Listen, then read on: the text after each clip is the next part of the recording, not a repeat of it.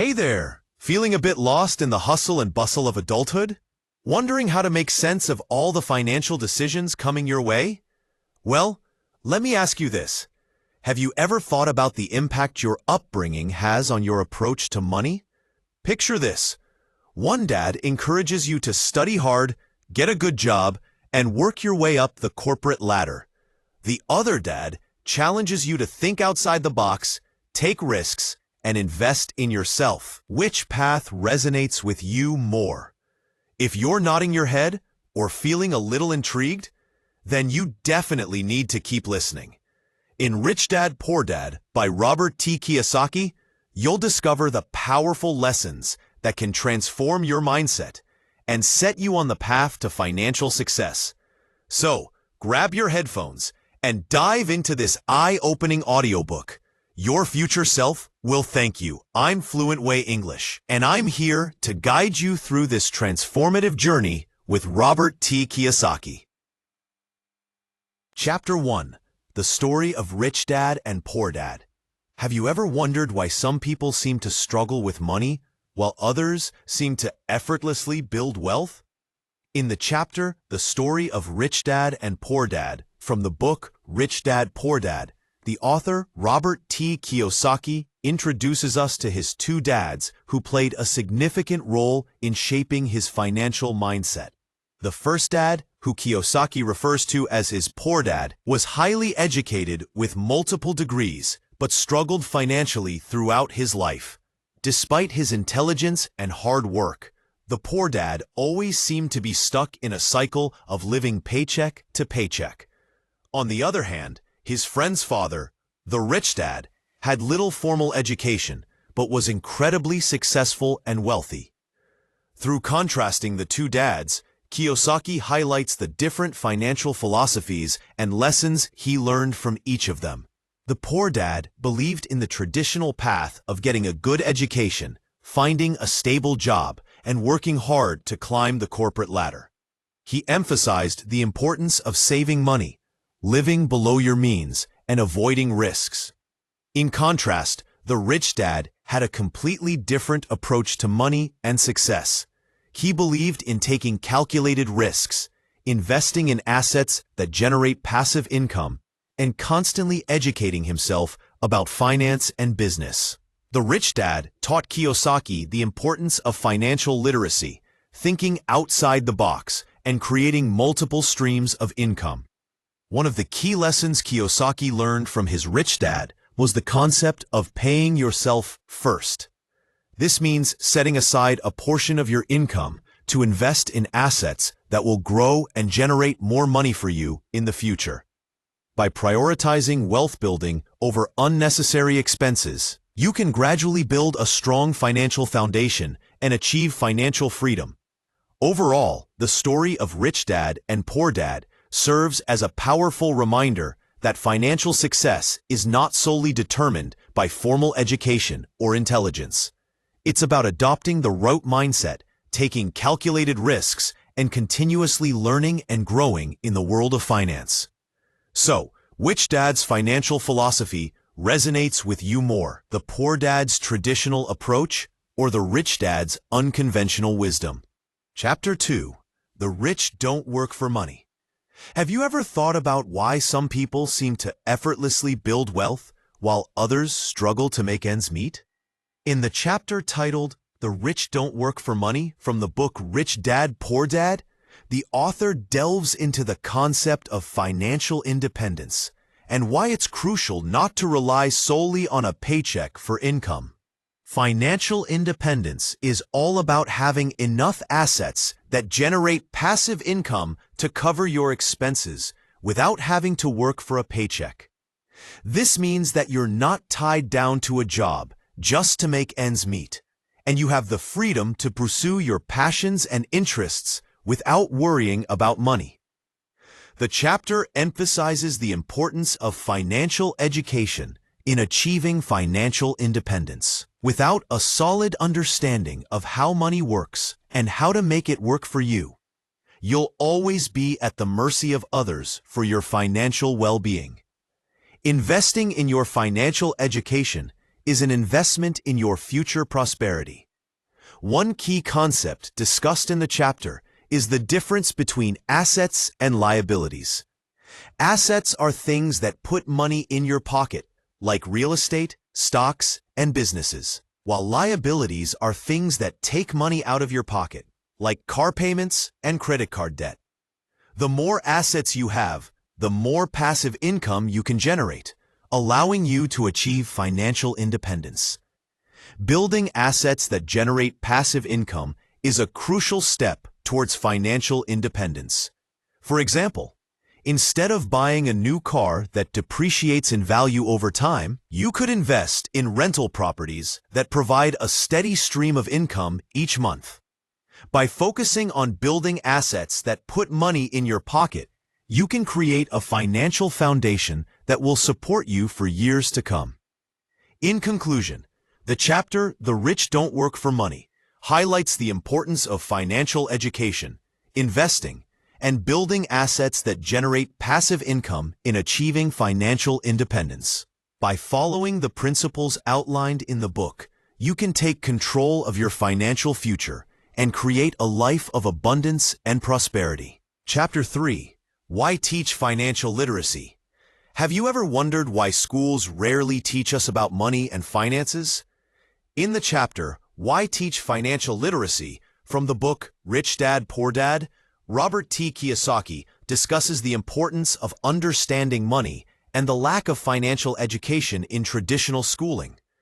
Kiyosaki emphasizes that in order to take control of our financial future, we must first educate ourselves about money.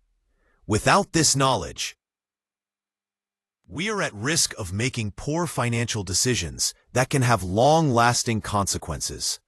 By teaching financial literacy to both children and adults, we can empower individuals to make informed choices about their money. One of the key reasons why financial education is so crucial is because it helps us understand the difference between assets and liabilities. Kiyosaki explains that assets are things that put money in our pocket, while liabilities are things that take money out of our pocket. By learning how to differentiate between the two, we can start to build wealth and create a secure financial future for ourselves. Another important aspect of financial literacy is understanding the power of passive income. Passive income is money that is earned with little to no effort on our part, such as rental income or dividends from investments. By learning how to generate passive income streams, we can achieve financial freedom and create a life where we are not dependent on a paycheck to survive. In addition, teaching financial literacy can help individuals avoid falling into the trap of living paycheck to paycheck. By learning how to budget, save, and invest wisely, we can break free from the cycle of debt and start building wealth for the future. This knowledge is especially important in today's economy, where job security is no longer guaranteed, and we must take responsibility for our own financial well-being. Overall, the chapter Why Teach Financial Literacy highlights the importance of educating ourselves about money and finances. By taking control of our financial future and making informed decisions about money, we can create a life of financial security and independence. So, how will you start on your journey to financial literacy today? Chapter 4. Mind Your Own Business. Have you ever thought about starting your own business or investing in assets instead of working for someone else? In the chapter Mind Your Own Business, from the book Rich Dad, Poor Dad, Robert T. Kiyosaki encourages readers to do just that. He provides valuable insights on how to build a successful business, manage finances effectively, and ultimately create wealth over time. One key takeaway from this chapter is the importance of focusing on building your own business. Kiyosaki emphasizes the idea that working for someone else may provide a steady income, but it ultimately limits your potential for wealth and financial freedom. By starting your own business, you have the opportunity to create multiple streams of income and take control of your financial future. Kiyosaki also stresses the significance of investing in assets rather than liabilities. Assets are things that put money in your pocket, such as a rental property or a successful business, while liabilities are things that take money out of your pocket, like a car loan or credit card debt. By focusing on acquiring assets and minimizing liabilities, you can steadily build wealth over time. In addition to starting a business and investing in assets, Kiyosaki provides practical advice on managing finances effectively. He emphasizes the importance of financial education and understanding key concepts such as cash flow, taxes, and debt. By developing a solid understanding of these financial principles, you can make informed decisions that will help you grow your wealth and achieve financial independence. One example Kiyosaki provides in the chapter is the story of his friend who started a small business selling t-shirts. Despite facing challenges and setbacks along the way, his friend persevered and eventually built a successful business that generated a significant income. This example illustrates the power of entrepreneurship and the potential for financial success that comes with starting your own business. Overall, the chapter Mind Your Own Business serves as a valuable reminder to focus on building your own business, investing in assets, and managing finances wisely. By following the insights and advice shared by Kiyosaki, readers can take steps towards achieving financial freedom and building long-term wealth. Chapter 5: The History of Taxes and the Power of Corporations. Have you ever wondered about the history of taxes and how corporations have the power to accumulate wealth? In this chapter, we delve into the fascinating world of taxes and the role of corporations in building wealth. We learn about the tax advantages of owning a business or investing in real estate, and how these strategies can help us legally reduce taxes and maximize profits. Taxes have been around for centuries, dating back to ancient civilizations where rulers imposed taxes on their subjects to fund their empires. Today, taxes play a crucial role in funding government programs and services. However, understanding the history of taxes can help us navigate the complex world of taxation and find ways to minimize our tax burden.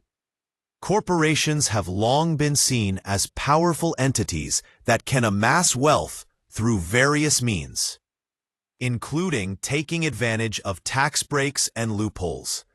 By understanding how corporations operate and the tax advantages they enjoy, we can learn valuable lessons on how to structure our own businesses or investments to minimize taxes and maximize profits. One of the key strategies for reducing taxes is owning a business.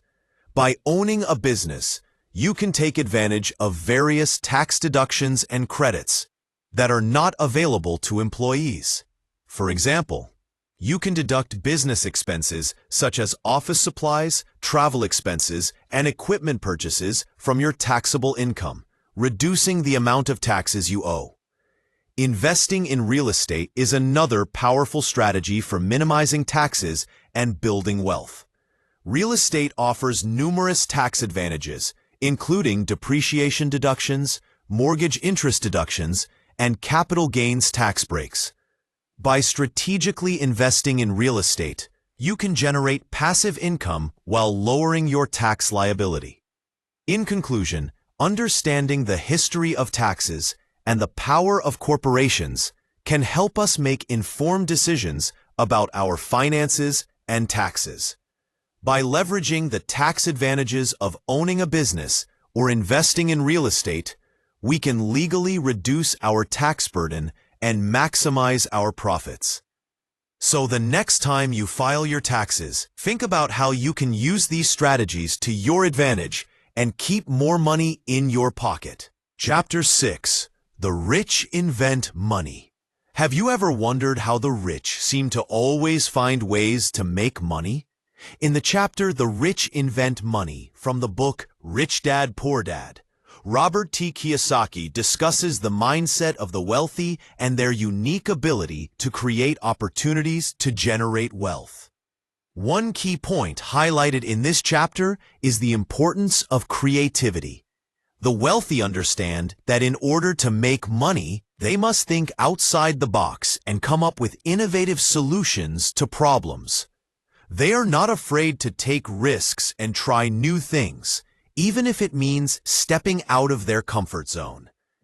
Resourcefulness is another quality that sets the rich apart from the rest. They know how to make the most out of what they have, whether it's their time, skills, or connections. Instead of waiting for opportunities to come their way, they actively seek out ways to create wealth for themselves. Taking calculated risks is also a crucial aspect of achieving financial success. The wealthy understand that in order to make money, they must be willing to invest in opportunities that may have the potential for high returns. They do their research, weigh the pros and cons, and make informed decisions based on their understanding of the market.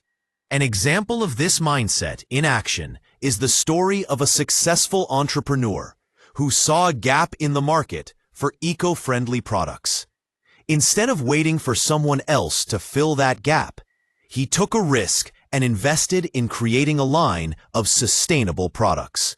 His business thrived because he was able to tap into a growing trend and meet the demands of environmentally conscious consumers.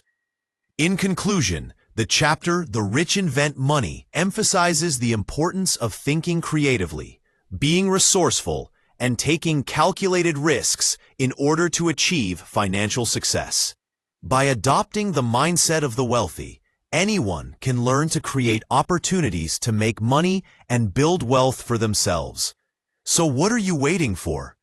It's time to start thinking like the rich and inventing your own path to financial freedom. Chapter 7. Work to learn. Don't work for money. Have you ever thought about the difference between working for money and working to learn? In this chapter, the author emphasizes the importance of continuously learning new skills and gaining experience in order to achieve financial success in the long term. Instead of solely focusing on earning a paycheck, the key is to invest in your personal development and education. By working to learn, you are not only increasing your knowledge and expertise, but you are also positioning yourself for greater financial rewards down the road. This means seeking out opportunities for growth, whether it's through taking on new projects at work, attending workshops and seminars, or pursuing further education. Think of it this way: if you only focus on working for money, you may be limiting your potential for growth and advancement. On the other hand, if you prioritize learning and gaining new skills, you are opening yourself up to a world of possibilities and opportunities. For example, instead of staying in a job solely for the paycheck, consider how you can use that job as a stepping stone to something bigger and better.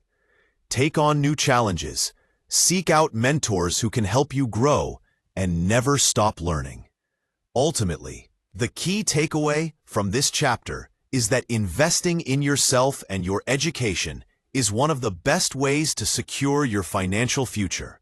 So, the next time you're faced with a choice between working for money or working to learn, remember that the latter will lead to greater rewards in the long run. Chapter 8. Overcoming Obstacles. Have you ever felt held back by fear, laziness, or a lack of knowledge when it comes to achieving your financial goals?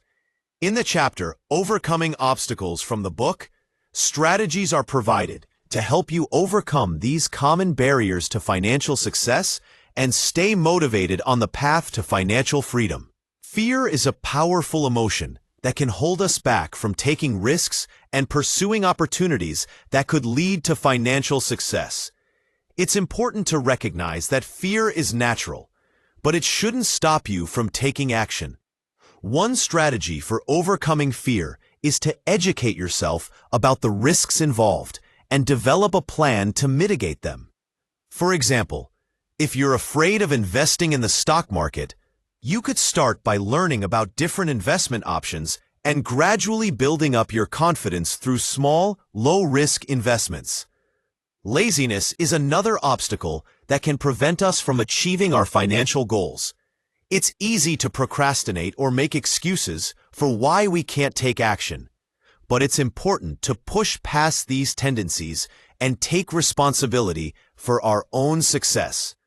One strategy for overcoming laziness is to set specific, measurable goals and create a plan to achieve them. By breaking down your goals into smaller tasks and setting deadlines for each one, you can stay motivated and focused on making progress. A lack of knowledge can also be a major barrier to financial success. If you don't understand how money works or how to make it work for you, it's easy to feel overwhelmed and give up on your goals. One strategy for overcoming this obstacle is to invest in your financial education. This could involve reading books, taking courses, or seeking out mentors who can provide guidance and support. By continuously learning and expanding your knowledge, you can build the skills and confidence needed to make informed financial decisions. Ultimately, overcoming obstacles on the path to financial freedom requires a combination of determination, education, and perseverance. By facing your fears, pushing past laziness, and investing in your knowledge, you can break through these barriers and achieve your financial goals. Remember, success doesn't happen overnight, but with dedication and hard work, you can create the financial future you desire. So what steps will you take today to overcome the obstacles in your path to financial success? Chapter 9. Getting Started. Have you ever wondered how to start building wealth and achieving financial freedom? The chapter Getting Started in this book offers practical advice on how to take the first steps towards financial success. The first important step is to set financial goals. This involves identifying what you want to achieve financially, whether it's saving for retirement, buying a home, starting a business, or simply having enough money to live comfortably. By setting clear goals, you can create a roadmap for your financial journey and stay motivated to achieve them. Once you have set your financial goals, the next step is to create a plan to reach them. This plan should include a budget that outlines your income, expenses, and savings goals. Budgeting helps you track your spending, identify areas where you can cut costs, and ensure that you are living within your means. For example, you could start by tracking your expenses for a month to see where your money is going, and then create a budget that allocates a portion of your income towards savings and investments. Taking action is crucial to building wealth. This means making smart financial decisions, such as saving and investing wisely. Saving money allows you to build an emergency fund for unexpected expenses and create a financial cushion for the future. Investing your money in assets that generate passive income, such as stocks, real estate, or businesses, can help you grow your wealth over time. By taking action and making informed financial choices, you can build a strong financial foundation for yourself and your family. Building wealth is a gradual process that requires discipline, patience, and perseverance. It's important to stay focused on your goals, stay committed to your plan, and adapt to changes in your financial situation. By following the practical advice in this chapter, you can start building wealth and working towards financial freedom. Remember, the key is to get started and take consistent action towards your financial goals. Chapter 10. The Final Lesson. Have you ever wondered what it takes to achieve financial success and build long-term wealth?